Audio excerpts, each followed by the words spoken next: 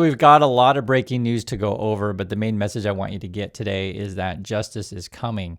And check this out from Chicago. It says, Mayor Brandon Johnson signs ICE on notice order pursuing prosecution of ICE misconduct. He just signed this today, which I'll show you more in a minute here. But again, this is coming from Chicago. And this comes on the same day from ProPublica. They published the names of the two agents that shot and killed Alex Preddy. It says 2 CPB agents identified in the Alex Preddy shooting. So it's Border Patrol agent Jesus Ochoa and Customs and Border Patrol officer Raimundo Gutierrez.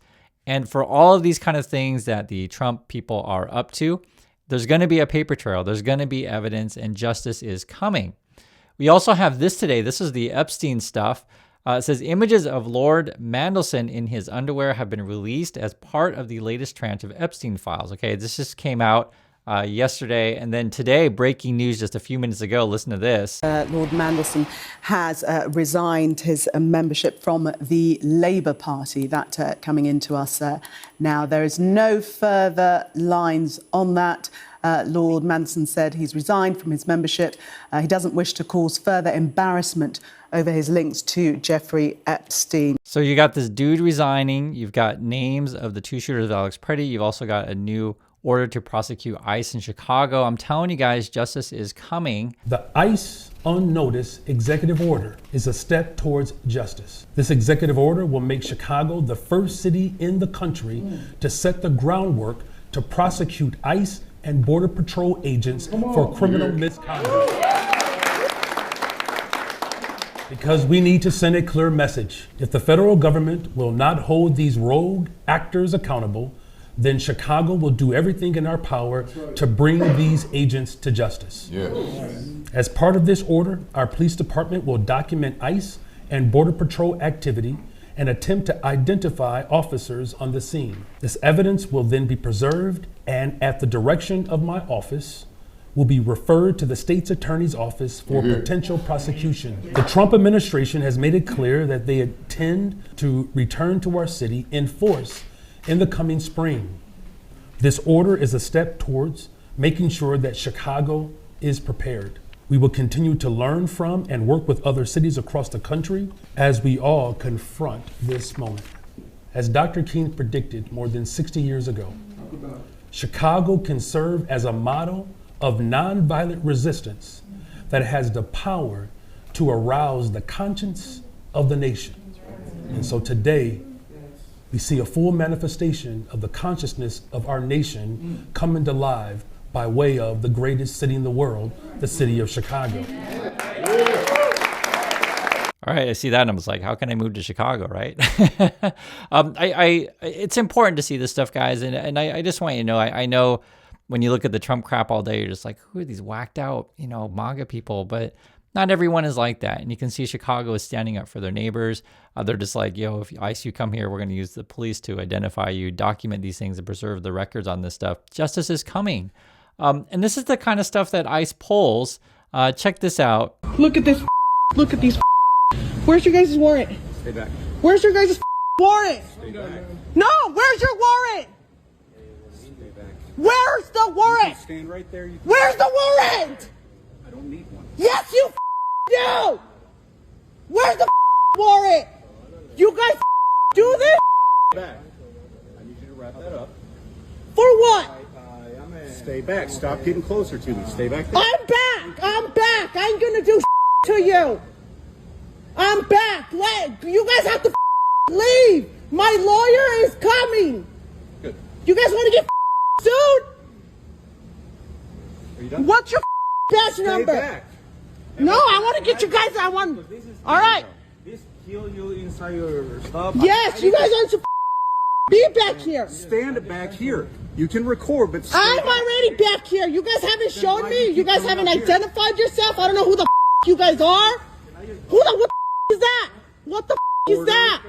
Federal agent. I need a warrant. I need a warrant. You do not need a warrant. Yes, I do. Yes, I do. You know how you guys came in? Listen, yeah, illegally. No. You guys broke the window. Yes, we did. Because you guys don't have a warrant. We don't need one. Yes, you do. Stay back here. Hey, what the are you doing? I'm making sure he's safe. Excuse you. Okay. ¿Dónde? Sí, ¿dónde está todo? Give me my Back up!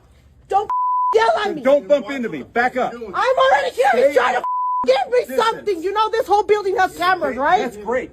Stay at an arm's distance. Wow. So that was an auto body shop in Utah. And I'll just say this, like in these situations, that's why literally you would call the cops. And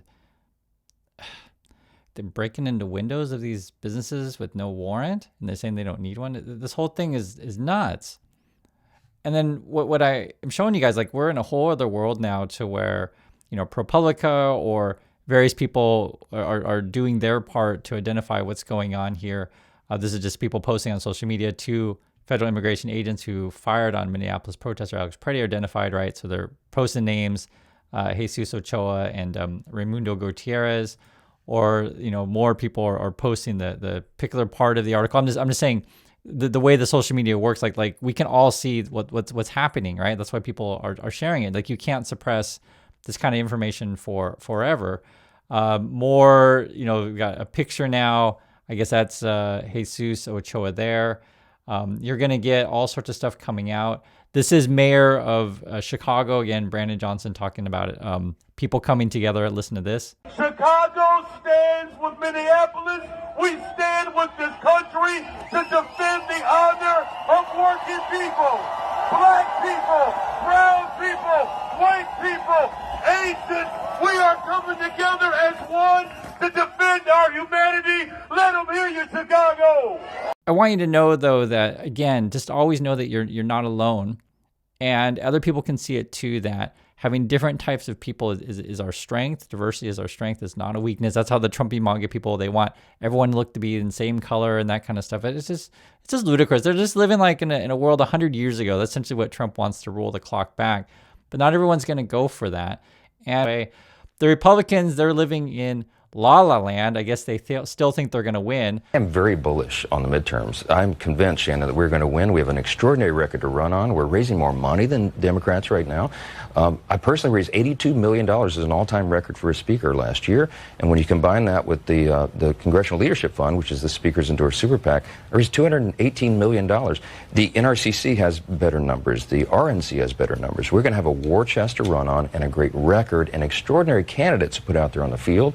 We've got the tailwinds, and I think we're going to defy history and do this and grow our majority. I need a margin larger than 1, Shannon. And it's interesting because when you heard in the video there, the first thing he talks about, guys, look at all this money we got. Look at all this money we got. And when you see where the money's coming from, Elon Musk pours millions more into helping Republicans keep Congress. Now, I want you to understand, though, sure, they can get a bunch of money from Elon Musk, whoever, you know, people they're getting money from. It doesn't necessarily mean that money from Musk is going to turn the election entirely, because we just had this come out from Texas. This was actually pretty big news. You talked about in the prior video, but just to understand that money doesn't necessarily win elections. Democrats didn't just see a 30-point shift in Texas and flip a state Senate seat red to blue. They did it while being outspent 20-1. This will send shockwaves through the Republican Party. And so don't let Elon Musk's money determine the elections. Let your votes determine the elections, right? Not Elon Musk's money. Mr. President, on Texas, a Democrat won your special election in an area that you had won by 17 points. What is your reaction to that? I don't know. I didn't hear about it. Somebody ran where? In Texas, a special election for legislative the 9th state Senate seat. I'm not involved in that. That's a local Texas race. You mean I won by 17 You did. and this person lost? And Things like that happen. Does it worry you about the Well, you don't know whether or not it's transferable. You know, I'm not on the ballot, so you don't know whether or not it's transferable. So he pretends he doesn't know anything about this, that he wasn't involved, but like he was literally tweeting out about that stuff. And you could read it one of two ways. One, Trump doesn't run his social media accounts, is all his advisors doing it. So you could read that way, and maybe he doesn't know about it. Or two, he's frankly lying. Or three, he did tweet out but just forgets things easily. Who knows what's going on with Trump? Either way, they lost. And this is actually a common thing that they do all the time. I don't know. I didn't hear about it. We lost. Now, that part's probably a total lie, because I'm sure behind closed doors, they're all talking about it. It is actually major news when you're out spending and you lose big. And then this is funny. You go over to Fox News, and they're trying to talk about how the Melania documentary is so awesome. From Fox News, they say rating disparity First Lady Melania Trump's new documentary, Melania, was panned by critics on Rotten Tomatoes, receiving 11% approval rating, despite 99% of the site's quote, verified audience likes it. Critics trust Melania Trump while audiences give it 99%. So I checked Rotten Tomatoes for myself. It's actually now 10% on the reviews, 99% from the audience, but I'll let you guys be the judge if you think this is an accurate assessment of the Melania movie. Because it's funny when you, I mean, because you can check. It's actually pretty easy to check. You can check whatever theaters and how many open seats. And, you know, when you go to local theaters, there's like 1 or 2 seats sold or whatever. I mean, I can see what's going on here. I think you guys can see as well. I'll just say this. On the internet, you can easily fake things these days, especially if you've got money. But, you know, it won't last forever. This is what regular people are doing in USA. And I thought this was pretty clever. This says from San Francisco, "We have eyes, no more lies." And basically they built, he called we'll call it a sculpture on the beach that says abolish, right? Using people. And I mean, there's actually quite a lot of people. It has it all the way around. Ocean Beach is where this at. And it's always important to see that you're not alone. And when you see this kind of stuff, it shows that communities can work together and people can work together. You can see it right there. Yes, the Trump people do whacked out crazy crap, but people do push back, right? So judge ordered 5-year-old release, so talking about Liam, but data shows ICE is detaining more kids, and so that means there's more kids we need to release. For every infraction that Trump does, keep documents on this stuff, keep fighting the good fight.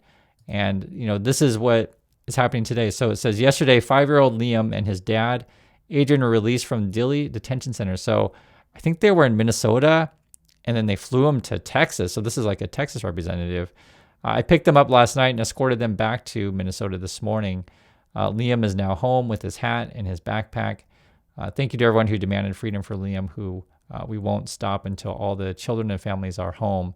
And ABC had this footage of Liam. So, I mean, he's only 5. He's a kid, and he was on the plane today. And the pilot was like giving him, wings and stuff. And he's just a kid. It's like he probably barely understands what's going on. I mean, how do you explain this stuff to kids? But, the kindness that this pilot is showing him is, there's a lot of people that are out there that are kind. Not everyone is a whacked out Trumper. So I just want to make that clear. I understand that you get focused on the negativity, but not everyone is like that. And things will change and justice is coming. So that's my thoughts on this, and I'll catch you on the next video.